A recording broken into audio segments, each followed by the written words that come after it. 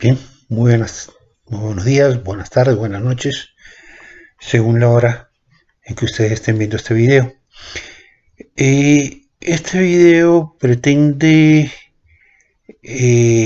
introducir a los estudiantes de segundo semestre de la Facultad de Ciencias Económicas de la Universidad de Guayaquil en la materia que han denominado eh, Economía Mundial, Historia de la Economía Mundial. Es un nombre un poco complicado para podernos localizar en el tiempo y en el espacio en términos del territorio que el mundo comprende. Eh, Vamos a ser pragmáticos en este tema y vamos a remitirnos a la economía en el espacio de tiempo que podría representar la caída del Imperio Romano de Occidente y por lo tanto el inicio de la Edad Media en Europa. ¿Por qué partimos de ahí? Porque es a partir de ese momento que comienzan a forjarse ideas tanto económicas como políticas que van a incidir de alguna manera en el mundo moderno, entendiendo el mundo moderno aquel que parte precisamente de la Revolución Norteamericana que comienza en 1776 o la Revolución Francesa que la fechamos en 1789. Necesitamos ver el hilo del pensamiento que va generando las ideas sobre el poder político, sobre la organización del Estado o la existencia o no existencia del Estado, sobre la importancia del Estado en una economía y sobre esas ideas que vienen chocando prácticamente desde el siglo XVIII hasta nuestros días y que tienen altísima vigencia en el mundo de hoy y en el Ecuador precisamente de hoy. ¿Cuál es el papel del Estado? ¿Qué tan importante es el Estado en una economía? ¿Qué tanto debe intervenir? ¿Qué tanto depende o debe depender la economía de los ciudadanos o del Estado? ¿Qué tan representativo, inclusive, es el Estado de sus propios ciudadanos cuando estamos hablando de una estructura social como la que tenemos en nuestros días en distintos países? Los textos que vamos a ir usando yo les voy a dar en el transcurso del tiempo conforme la materia avance. Yo les voy a ir proporcionando algunos textos. Vamos a desarrollar la parte de Edad Media y el ingreso al modernismo, todo esto dentro del contexto europeo, de una manera bastante rápida.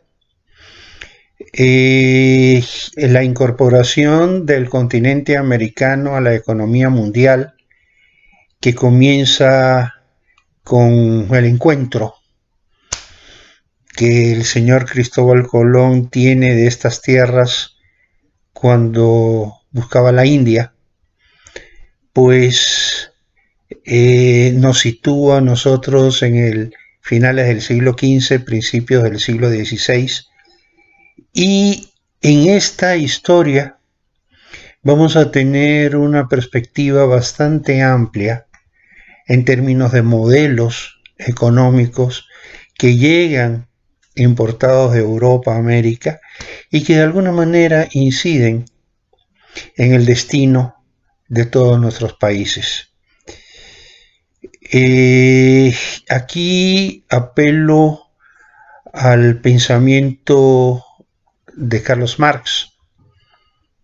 Personalmente no soy marxista, pero creo que las cosas buenas tenemos que recogerlas, y uno de ellos es precisamente el pensamiento dialéctico, la forma de ver la economía, la forma de ver la historia, la forma de ver el desarrollo de la sociedad.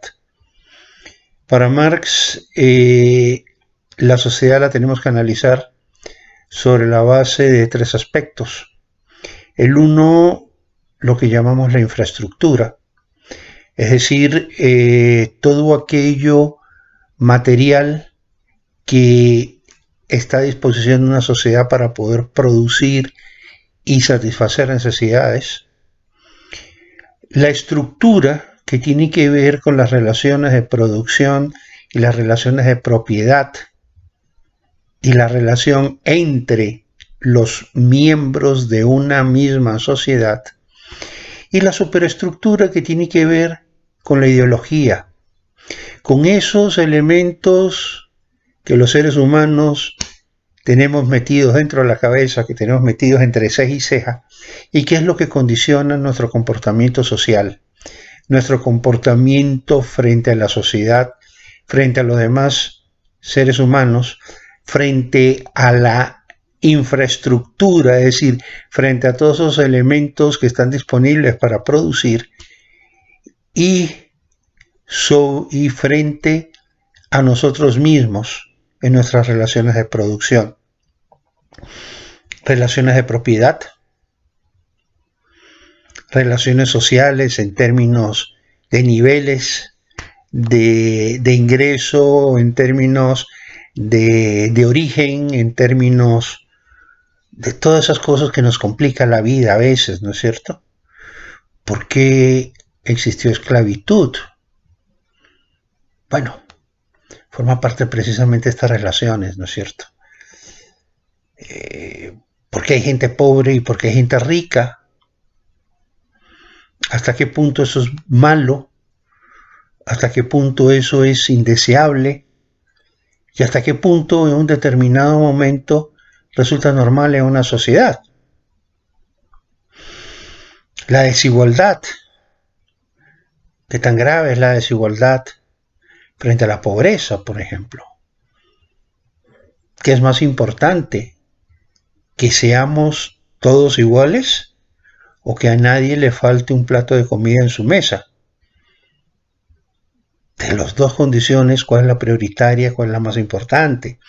Todo eso, todos esos conceptos que nosotros discutimos y que generan tanta polémica, ocurren porque las personas no pensamos igual. Tenemos ciertos elementos de la superestructura que nos igualan. La ley que nos ampara, las leyes que tenemos que respetar todos, ¿no es cierto? Hasta el idioma que hablamos. Pero hay otros elementos de la superestructura que nos diferencian, que marcan diferencia entre nosotros mismos, y que justamente son esas diferencias las que impulsan el desarrollo del pensamiento. Si todos pensáramos igual, qué aburridor sería la vida, pero no solamente qué aburridora, sino que sería una vida no solamente monótona, sino estancada, absolutamente estática.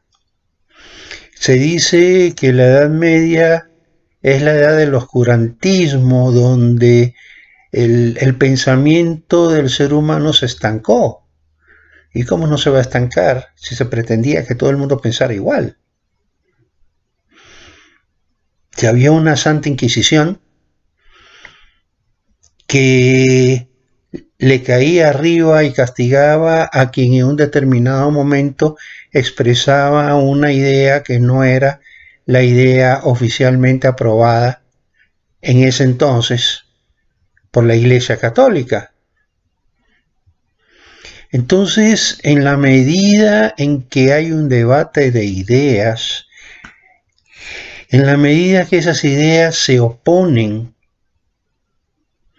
y van sintetizando nuevas ideas es que la sociedad avanza, que la ciencia avanza y que el pensamiento se va transformando. La superestructura se va transformando, la superestructura va cambiando y con ese cambio de la superestructura también va cambiando la sociedad. Va cambiando también las relaciones entre las personas, se van ajustando y vamos generando sociedades nuevas que son muy distintas a las sociedades que vivieron nuestros padres y peor aún a las sociedades que vivieron nuestros abuelos. Yo los invito a analizar la historia desde una perspectiva dialéctica, desde una perspectiva donde ustedes consideren estos tres elementos, que son elementos dinámicos, que son elementos cambiantes, que no son constantes en todas las sociedades y en una misma sociedad no son constantes en el tiempo. La sociedad la tenemos que ver en términos evolutivos. La sociedad cambia, se transforman. Lo mismo que las ideas se transforman, las ideas cambian. Y los seres humanos vamos cambiando no solo nuestra forma de ser, nuestra forma de pensar, sino también vamos cambiando nuestra forma de vivir, nuestra forma de relacionarnos entre nosotros, de relacionarnos con la sociedad, de relacionarnos con la naturaleza y relacionarnos inclusive con otros países, con gente de otras culturas, de otros países y de otros medios. Bueno, vamos a dar por terminado este video aquí. Voy a intentar generarles a ustedes por lo menos 3 videos por clase, a efectos de que no sean muy pesados y puedan yo también pueda subirlos a YouTube o al OneDrive. Cada video toma bastante tiempo el subirlo y por lo tanto mientras más pesado sea, pues menos posibilidades tengo de producir y de ponerlo a disposición de ustedes. Así que cortamos este video y seguimos la clase con un segundo video.